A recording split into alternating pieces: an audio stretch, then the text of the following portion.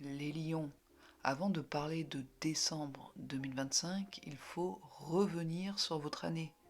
2025 a été pour vous une année de contradiction, de force et d'épuisement. Une année où vous avez dû tenir debout pendant que tout changeait autour de vous. Pour beaucoup d'entre vous, 2025 a été marqué par des choix affectifs difficiles, des ruptures ou des remises en question profondes, un sentiment de solitude, même en étant entouré, des responsabilités lourdes et un combat intérieur entre le cœur et la raison.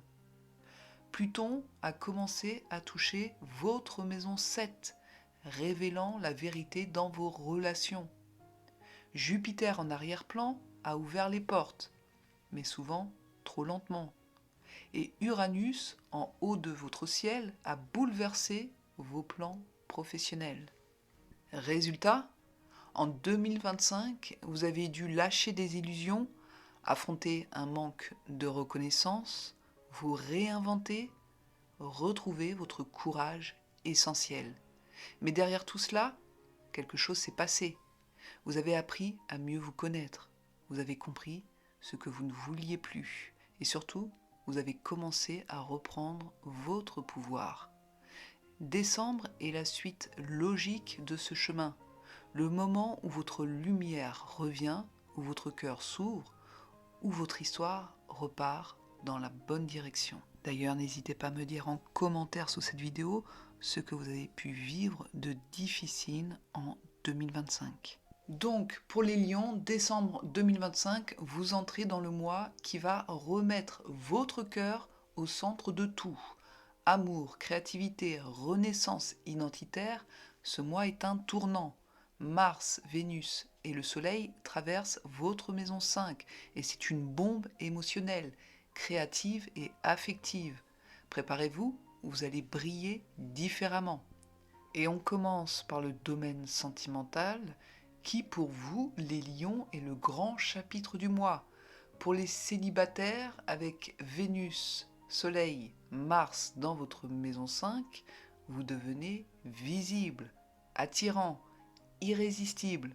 Décembre 2025 réveille une confiance qui dormait depuis longtemps en vous. Là, pour certains, ça peut être une rencontre intense, rapide avec quelqu'un du même signe que le vôtre. Ça peut être aussi une passion qui s'enflamme d'un coup, parce que la conjonction Mars-Vénus en Sagittaire, ça peut donner un amour coup de foudre. Mars, c'est la sexualité, Vénus, l'amour. Quand les deux planètes sont en conjonction, ça promet beaucoup. En tout cas, pour vous les célibataires, vous retrouvez l'envie d'aimer. C'est énorme. Si vous êtes en couple avec Pluton chez vous en maison 7, vous ne pouvez plus tricher, vous ne pouvez plus jouer, vous ne pouvez plus vous cacher.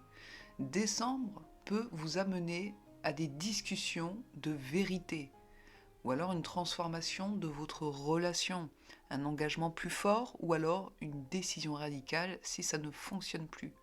Le pic émotionnel autour du 19 au 22 décembre, lorsque Mars active Neptune-Saturne. Là, ça peut être un secret qui peut être révélé, une émotion refoulée qui éclate ou un besoin de vérité qui s'impose. Dans le domaine du travail, c'est la liberté ou rien. Votre maison 10 avec Uranus en taureau secoue tout votre monde professionnel. Uranus, dans la fin du taureau, touche la zone de la carrière, de l'image publique, de la direction de vie, de vos ambitions. Donc là, il est possible d'avoir un changement professionnel inattendu, une opportunité qui arrive de manière surprenante, une rupture avec un cadre ou une structure devenue trop rigide.